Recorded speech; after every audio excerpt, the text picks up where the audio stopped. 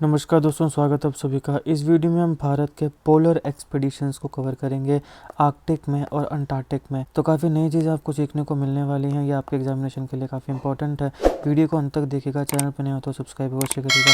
Politics, economy, GK, geography, science, environment, technology की तमाम videos को देखने के लिए भी हमारी प्लेलिस्ट को जरूर चेक करिएगा। आप किसी भी एग्जाम की तैयारी कर रहे हो, हमारी प्लेलिस्ट और कंटेंट की बाकी वीडियोस को देख के आपको काफ़ी हेल्प मिलने वाली है।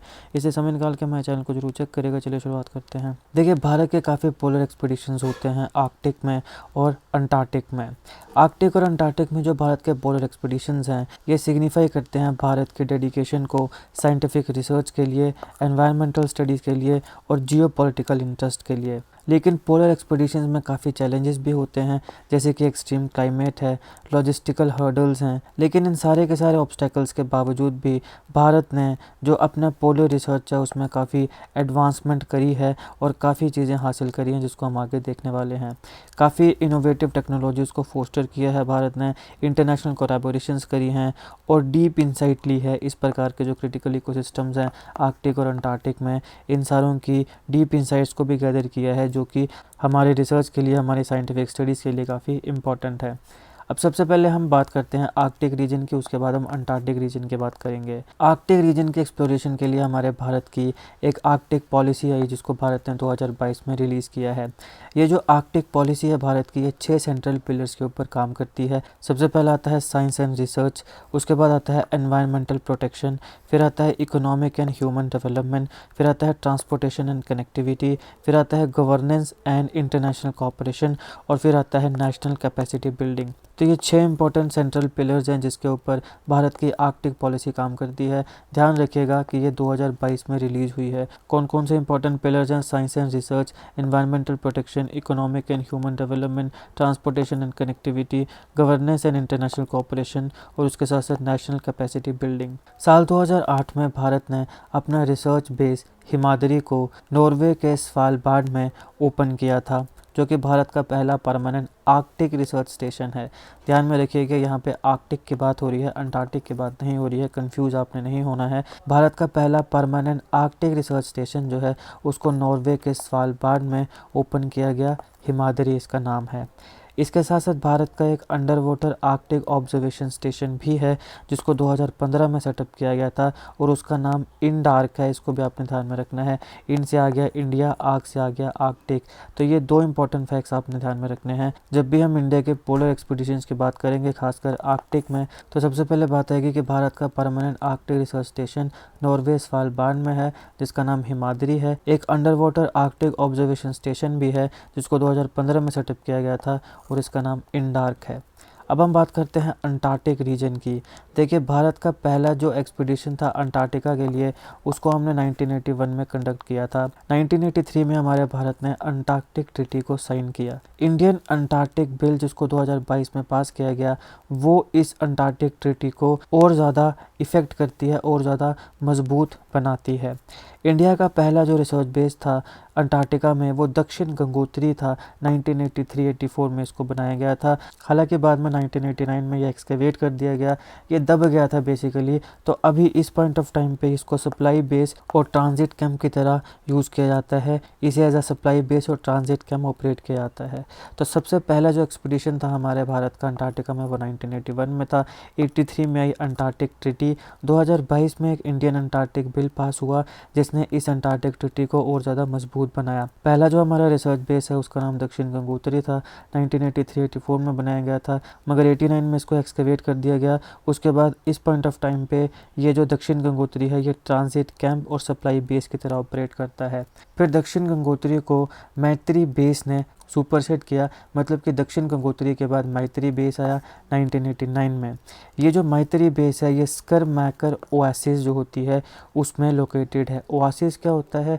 एक ऐसा एरिया, पूरा का पूरा मान लो रेगिस्तान है, सूखा पड़ा है, तो बीच में एक ऐसा एरिया होगा जहाँ पे वाटर होगा, उसको हम ओएसिस कहते हैं। जैसे आप यहाँ पे देखिए, ये पूरा बर्फ़ से ढका है, पूरा यहाँ पे ये मिट्टी है, ये ज़मीन है, ये बर्फ़ है, और यहाँ जैसे में ये वाटर बॉडी है, तो इसे हम कहते हैं ओएसिस। तो हमारा जो मैत्री बेस है, जिसने दक्षिण गंगोत्री को सुपरसेट किया था 1989 में, वो स्करमैकर ओएसिस में लोकेटेड है। अब भारत इस मैत्री बेस को रीबिल्ड कर रहा है ताकि इसको और ज़्यादा बड़ा बनाया जा सके और ये अगले 30 साल तक यहाँ पे काम करे और अगले 30 साल तक जो भी हमारा साइंटिफिक रिसर्च है वो यहाँ पे कंटिन्यू रहे। इसके साथ साथ भारतीय बेस को भी इस्टेब्लिश किया था अंटार्कटिका में। ये लार्समान हिल के बगल में स्थित है। 2008 में भारत ने एक सागर निधि आइस क्लास वेसल को कमीशन किया था अंटार्कटिका में रिसर्च के लिए। इस आइस क्लास वेसल की खासियत ये है कि ये थिन आइस को कट करती हुई जाती है और ये अंटार्कटिक वाटर में नेविगेट करने वाली हमारे भारत की पहली वेसल है। तो ये भी आपने ध्यान रखना है। इसका नाम है सागर निधि आइस क्लास वेसल। अब national centre for polar and ocean research ये काफ़ी इंपॉर्टेंट है। ये एक ऑटोनोमस R&D माने रिसर्च एंड डेवलपमेंट इंस्टीट्यूशन है जो मिनिस्ट्री ऑफ अर्थ साइंसेज के अंदर काम करती है। ये एक नोडल एजेंसी है भारत के पोलर एक्सप्लोरेशंस के लिए। तो इसका आपने ध्यान में रखना है कि national centre for polar and ocean research ये एक नोडल एजेंसी है भारत के पोलर एक्सप्लोरेशंस के लिए। ऑटोनोमस R&D माने रिसर्च एंड डेवलपमेंट इंस्टीट्यूशन है मिनिस्ट्री ऑफ अर्थ साइंसेज के अंडर। अब देखिए भारत का पूरा जो पोलर और सदर्न ओशन साइंटिफिक रिसर्च है उसमें जितनी भी प्लानिंग होनी है, जितना भी प्रमोशन होनी है, जितना भी एग्जीक्यूशन है, जितना भी कोऑर्डिनेशन है, इन सारी चीज़ों के लिए कौन रिस्पॉन्सिबल है? National centre for polar and ocean research. ये आपने ध्यान में रखना है। पूरे के पूरे पोलर और सदर्न ओशन साइंटिफिक रिसर्च, उसकी प्लानिंग, प्रमोशन, एग्जीक्यूशन, कोऑर्डिनेशन ये किसके हाथ में है? National centre for polar and ocean research. अब हम एक और इम्पॉर्टेंट स्कीम को कवर करते हैं, that is pacer scheme. Pacer की फुल फॉर्म है पोलर साइंस एंड क्रायोस्फीयर। अब देखिए इस स्कीम के कुछ इंपॉर्टेंट कंपोनेंट्स हैं। सबसे पहले construction of polar research vessel. Polar research vessel की कंस्ट्रक्शन करेंगे। उसके बाद construction of the third research base in Antarctica. Antarctica में 2 बेस हमने कवर कर लिए, तीसरा बेस बनाया जाएगा, तीसरे बेस की कंस्ट्रक्शन होगी। तो ये एक इसका कंपोनेंट है। फिर आता है Indian scientific endeavours in the Arctic. Bharat के जो साइंटिफिक एंडेवर्स हैं आर्कटिक में उस पर काम किया जाए। फिर अंटार्कटिका में जो पोलर एक्सपीडिशंस हैं उनको बढ़ाया जाए और सदर्न ओशन एक्सपीडिशंस की जाएँ। ये इसके इंपॉर्टेंट कंपोनेंट्स हैं। Construction of polar research vessel, construction of the third research base in Antarctica, Indian scientific endeavours in the Arctic, polar expeditions in Antarctica और सदर्न ओशन एक्सपीडिशन।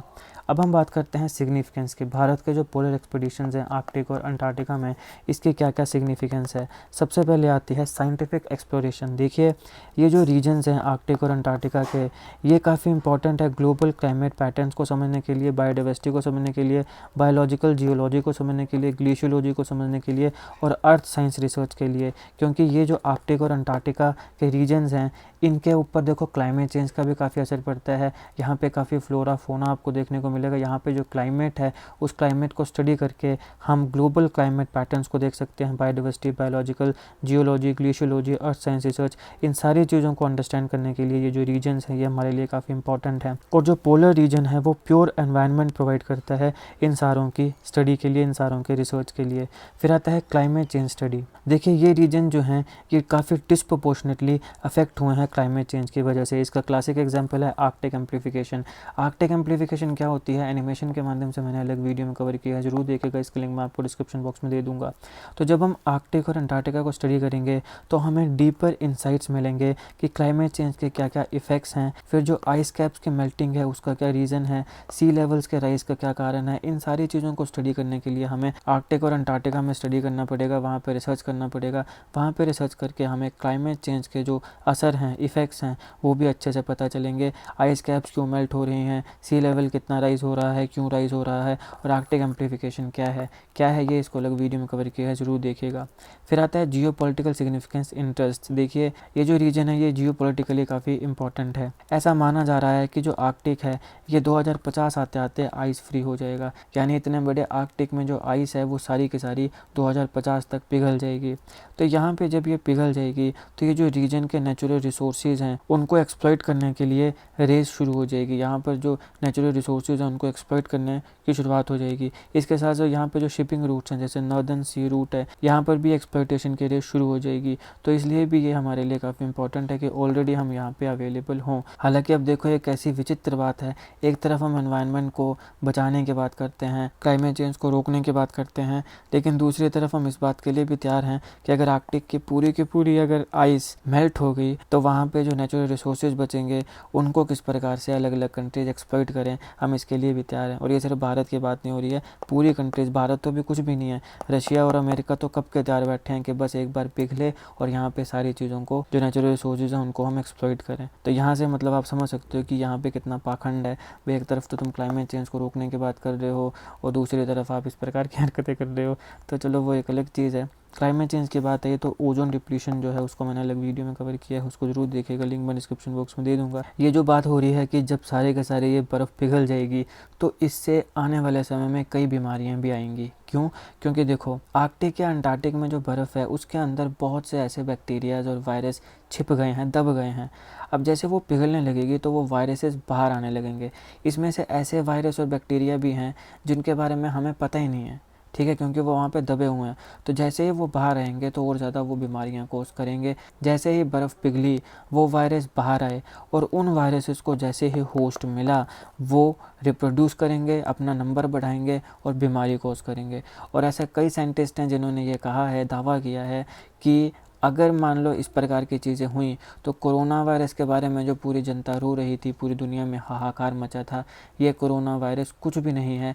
अगर इस प्रकार के वायरसेस बाहर आ गए तो इससे भी ज़्यादा नुकसान दुनिया में लोगों की जान का होने वाला है। इससे भी ज़्यादा डेडली वायरस आएंगे और काफ़ी लोगों की मृत्यु होने वाली है। अभी ये जो वायरसेस का आना है बर्फ़ के पिघलने के बाद, इसको बोला जाता है viral spill over. Viral spill over को मैंने एक अलग वीडियो में कवर किया है, उसको जरूर देखिएगा, लिंक मैं डिस्क्रिप्शन में दे दूंगा। तो ये 2-3 चीज़ें हैं, इनको जरूर देख लीजिएगा। ओजोन डिप्लीशन है, वायरल स्पिल ओवर है और इसके साथ साथ एक मैंने आपको बताया आर्कटिक एम्प्लीफिकेशन। तीनों के लिंक्स आपको डिस्क्रिप्शन बॉक्स में मिल जाएंगे। अब भारत का जो रिसर्च है ये एलो करेगा कि जो डिस्कशन है रिसोर्स मैनेजमेंट की, इसके साथ साथ शिपिंग रूट्स की और जियो पॉलिटिकल इंटरेस्ट की, इसमें हमारा क्या स्टेक है। तो इसलिए हम ऑलरेडी वहाँ पे अवेलेबल हैं और काफ़ी और कंट्रीज़ भी अवेलेबल हैं। काफ़ी और कंट्रीज़ के भी अपने अपने बेसिस हैं आर्कटिक में और अंटार्कटिका में। फिर आता है रिसोर्स एक्सप्लोरेशन। देखिए, आर्कटिक रीजन जो है इसमें पूरी दुनिया के 40% रिज़र्व्स हैं ऑयल और गैस के। माने पूरी दुनिया में जितने ऑयल और गैस के रिज़र्व्स हैं उसका जो 40% है, कितना, 40% जो है, 40% वो सिर्फ और सिर्फ आर्कटिक रीजन में है। तो यहाँ पे काफ़ी इंपॉर्टेंट रिसोर्सेज आपको देखने को मिलेंगे।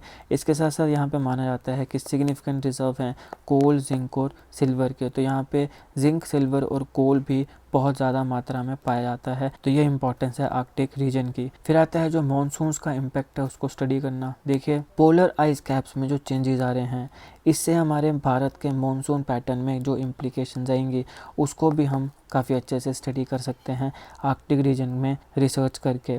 अब आइस कैप्स का जो मेल्टिंग हो रही है इससे ग्लोबल ओशन करंट्स में काफ़ी इन्फ्लुएंस आ रहा है और ये भारत के मॉनसून सिस्टम को पोटेंशियली अफेक्ट कर रहा है। ये काफ़ी इंपॉर्टेंट है हमारे एग्रीकल्चर के लिए और हमारी इकोनॉमी के लिए। फिर आता है स्टडिंग द हिमालयन क्रायोस्फीयर। अब यहाँ पे हिमालयन कहाँ से आ गया? देखिए, हिमालयाज़ जो हैं इनको थर्ड पोल माना जाता है। हमारे यहाँ पे 2 पोल आए ना, नॉर्थ पोल, साउथ पोल। एक तरफ आ गया आर्कटिक, एक तरफ आ गया अंटार्कटिका, लेकिन बीच में यहाँ पे ये जो हिमालयाज़ आ रहे हैं इनको हम थर्ड पोल मानते हैं, इनको थर्ड पोल कंसीडर करते हैं क्योंकि जो पोलर रीजन्स हैं, नॉर्थ पोल में आर्कटिक और साउथ पोल में अंटार्कटिक, इन पोलर रीजन्स के साथ हमारा जो हिमालयाज़ हैं उसकी काफ़ी सिमिलरिटीज़ हैं। तो यहाँ पे पोलर रिसर्च फाइंडिंग से हम हिमालयन रीजन में जो अंडरस्टैंडिंग है उसको भी समझ सकते हैं। जैसे हम पोलर रीजन्स में रिसर्च करेंगे फिर उस रिसर्च को हम अप्लाई करेंगे और उसकी मदद से जो हिमालयन रीजन है उसको हम अंडरस्टैंड कर सकते हैं। फिर आता है टेक्नोलॉजिकल एडवांसमेंट। देखिए, अब इस प्रकार के एक्सट्रीम एनवायरनमेंट्स में जब रिसर्च करना है तो उसमें हमें कटिंग एज टेक्नोलॉजी को डेवलप करना पड़ेगा और उस प्रकार के इंफ्रास्ट्रक्चर को भी डेवलप करना पड़ेगा।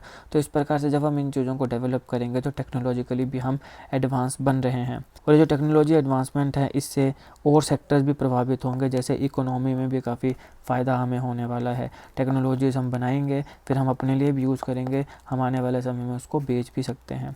उसके बाद आता है ग्लोबल पार्टनरशिप को फोस्टर करना। अब देखिए, जो अलग अलग कंट्रीज़ के रिसर्च इनिशिएटिव्स हैं इन रीजन्स में, इनमें से कुछ कंट्रीज़ तो इंडिपेंडेंटली अपने दम पे वो रिसर्च कंडक्ट कराती हैं, लेकिन बहुत ऐसी कंट्रीज़ हैं जो अलग अलग देशों के साथ पार्टनरशिप करके, कोलैबोरेशन करके रिसर्च इनिशिएटिव्स करते हैं। तो इससे जो ग्लोबल पार्टनरशिप है, जो इंटरनेशनल कोऑपरेशन है, वो भी बढ़ रही है और ये पार्टनरशिप अलो कर रही है कि अलग अलग कंट्रीज़ जो हैं वो अपना डाटा, अपने रिसोर्सेज और एक्सपर्टीज़ को शेयर करें।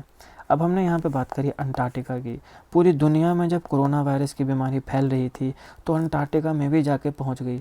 अब सवाल है कि अंटार्कटिका जो कि इतना आइसोलेटेड है, वहाँ पे कोविड-19 कैसे पहुँच गया। इसको मैंने अलग वीडियो में कवर किया है, जरूर देखिएगा, लिंक मैं डिस्क्रिप्शन बॉक्स में दे दूँगा। क्योंकि बात कोविड-19 की आई तो कोविड-19 से रिलेटेड सारे इंपॉर्टेंट जीके क्वेश्चंस को मैंने एक अलग वीडियो में कवर किया है, आपके एग्जामिनेशन के लिए बहुत बहुत बहुत ज़रूरी है।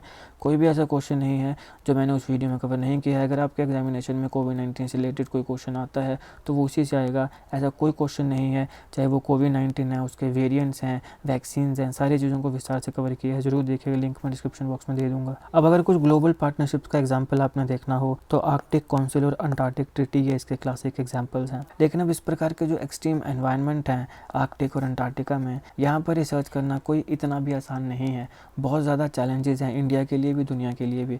तो अब हम बात करते हैं कि कौन कौन से चैलेंजेस है। सबसे पहले हार्श एनवायरमेंटल कंडीशंस। यहाँ पे बहुत ज़्यादा कोल्ड है, काफ़ी एक्सट्रीम कोल्ड है, बहुत ही ठंडे इलाके हैं।